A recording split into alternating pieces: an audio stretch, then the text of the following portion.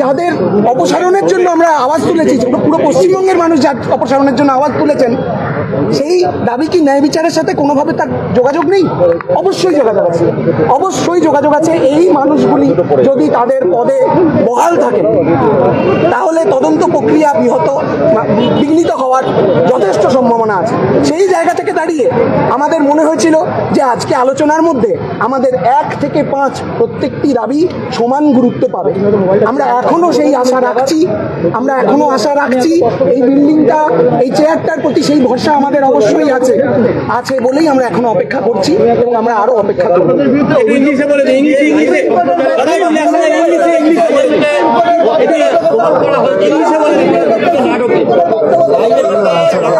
আমরা আবার এখন জানতে পাচ্ছি যে নবান্নের দরজাটিও সম্ভবত বন্ধ করে দেওয়া হয়েছে।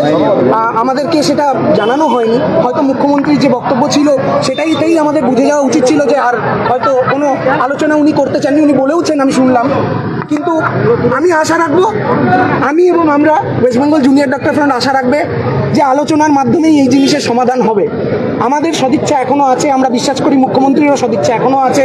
আমরা নিশ্চয়ই আজ না হোক 34 দিন আমরা রাজপথে পড়ে আছি, দরকার হলে 35 দিন থাকবো, 36 দিন থাকবো, 37 দিন থাকবো, কিন্তু আলোচনার মাধ্যমেই এই সমাধান বেরোবে, এটা আমাদের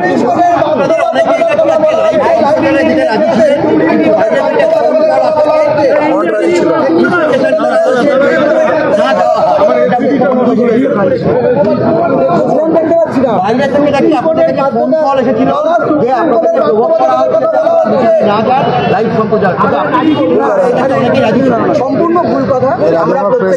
আমরা প্রত্যেকে এখানে আমরা যথেষ্ট ভরসা রেখেছিলাম সিনিয়র অফিসিয়ালদের সাথে। আপনারা দরকার হলে তাদেরকেও একবার প্রেস কনফারেন্স করে জিজ্ঞেস করতে পারেন যে জুনিয়র ডাক্তাররা প্রথমে এসে কি বক্তব্য দিয়েছিল। আমরা প্রথম থেকে শেষ অব্দি একটাই বক্তব্য দিয়েছি এবং অত্যন্ত বিনীতভাবে দিয়েছি, এবং এখানে আসার আগেও দিয়েছি। এখানে আসার আগেও আমাদের মেলে আমরা একই বক্তব্য দিয়ে এসেছি যে আমরা এই পুরো জিনিসটা স্বচ্ছতা মেনটেন করার জন্য, এবং যাতে পশ্চিমবঙ্গের প্রতিটি সাধারণ মানুষ দেখতে পান যে কি কথা ডাক্তাররা মুখ্যমন্ত্রীর সাথে আলোচনা করতে যাচ্ছে, আমাদের দাবিগুলো ঠিক কি কেন আমরা মনে করি যে আমাদের দাবির 5টি দাবি অভয়ার মৃত্যুর সাথে একদম অঙ্গাঙ্গিকভাবে জড়িত। সেই জায়গা থেকে এই বক্তব্য আমাদের চেঞ্জ করা হয়েছে। এটা যারা বলছে তাদের অন্য কোনো আমি নিজে শুনি, আমি বক্তব্যটা অনেকটাই ভালো চেষ্টা করেছি এবং তার বক্তব্যটা তাহলে আমি বলবো ওনার এই মন্তব্যটা খুবই হতাশাজনক। আমরা প্রত্যেকে কিন্তু শেষ থেকে শুরু অবধি একই কথা বলেছি এবং ওনার বক্তব্য যে যেহেতু এটা মামলা চলছে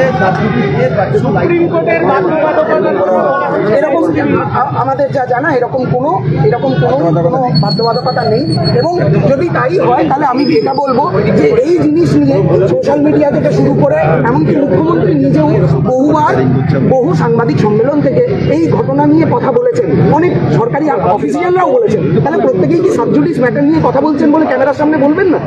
নিশ্চয়ই নয়। আপনাদের পরবর্তী কার্যক্রম আপনারা কি? আমরা আমাদের অবস্থান মঞ্চে ফেরত যাবো। আমরা যেরকম প্রথমে আমি বললাম যখন শুরু হলো তখন যেরকম বললাম যে আমরা অপেক্ষা করবো, তারপরেই জানতে পারলাম যে নবান্নের দরজা বন্ধ করে দেওয়া হয়েছে। তো যদি এই দরজা বন্ধ হয়ে যায় আমরা আশা করবো এই দরজা আবার একদিন খুলবে। এবং সেই সময় আমরা তাদের কাছে জানতে চাই যে স্বচ্ছতার জন্য আমরা যে দাবি করেছিলাম যে পুরো জিনিসটার ভিডিও রেকর্ডিং লাইভ টেলিকাস্ট করা হোক, সেইটার ব্যাপারে তারা কি বক্তব্য রেখেছেন। তারা আমাদের কাছে জানান যে তারা এই দাবি মানতে পারছেন না। আমরা তাদের কাছে বারবার করে জানতে চাই যে এর আগেও বহু প্রশাসনিক মিটিং এবং ডাক্তারদের সাথে মিটিং সমস্ত কিছু এর আগেও লাইভ টেলিকাস্ট করা হয়েছে, তাহলে এক্ষেত্রে কি অসুবিধা? ওনারা আমাদের কাছে কোনো স্পষ্ট করে একেবারেই জানাননি যে কি অসুবিধা এবারের ক্ষেত্রে। তারপরে আমরা অপেক্ষারত অবস্থাতে আমরা অপেক্ষা করছিলাম, বৃষ্টি মাথায় নিয়েই আমরা অপেক্ষা করছিলাম, কারণ অভয়ার ন্যায় বিচারের দাবিতে এবং আমাদের কর্মবিরতির প্রশ্নে আমাদের সেই সদিচ্ছা ছিল, আছে এবং থাকবে। এই জায়গায় দাঁড়িয়ে আমরা ওখানে অপেক্ষারত অবস্থায় শুনতে পারলাম যে মুখ্যমন্ত্রী একটি প্রেস বিবৃতি দিচ্ছেন। সেই প্রেস বিবৃতিতে উনি ছোট ডাক্তার ভাই বোনদের অনুরোধ করছিলেন, জানাচ্ছিলেন যে ওনাদেরকে ভাই বোনের মতো করে আজকে উনি আলোচনার জন্য বসেছিলেন খোলা মনে। আমরা ওনাকে জানাতে চাই যে মুখ্যমন্ত্রী আমরাও একদমই খোলা মনে আলোচনার জন্যই এসেছিলাম, কিন্তু উনি জানতে চাইলেন শেষের দিকে, আমি দেখলাম উনি বললেন যে জুনিয়র ডাক্তাররা সভাঘরে পর্যন্ত ঢুকলেন না, কেন ঢুকলেন না জানি না, প্রয়োজনে আমি চেয়ার পর্যন্ত ছেড়ে দেবো।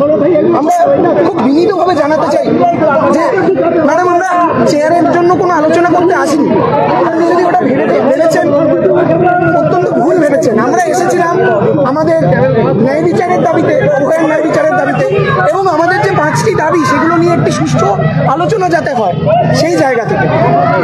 এখানে উনি এই যে মন্তব্যটা করলেন যে দরকারে আমি চেয়ারও ছেড়ে দিতে রাজি, এই মন্তব্যটিতে আমরা যার জন্যই হতাশ হয়েছি। কারণ আমরা এরকম কোনো উদ্দেশ্য নিয়ে এখানে আসিনি, ওই চেয়ারটার প্রতি ভরসা রেখেই আমরা এখানে এসেছি যে আলোচনার মাধ্যমে এই জিনিসের সমাধান সম্ভব। আমরা যে 5 দফা দাবি করেছি তার মধ্যে উনি বললেন যে আমরা সেফটি সিকিউরিটি নিয়ে আজকে আলোচনা হওয়ার কথা ছিল। হ্যাঁ, আজকে সেফটি সিকিউরিটি নিয়ে আলোচনা হওয়া অত্যন্ত দরকার। উনি বললেন যে উনি অভয়ের স্মৃতিকে একটি নীরবতা পালন করবেন ভেবেছিলেন। নীরবতা পালন আমরা অনেকবার অনেক জায়গায় করেছি, কিন্তু আজ 34 দিনের মাথায় এসে এই আলোচনা ফলপ্রসূ হওয়া খুব দরকার ছিল।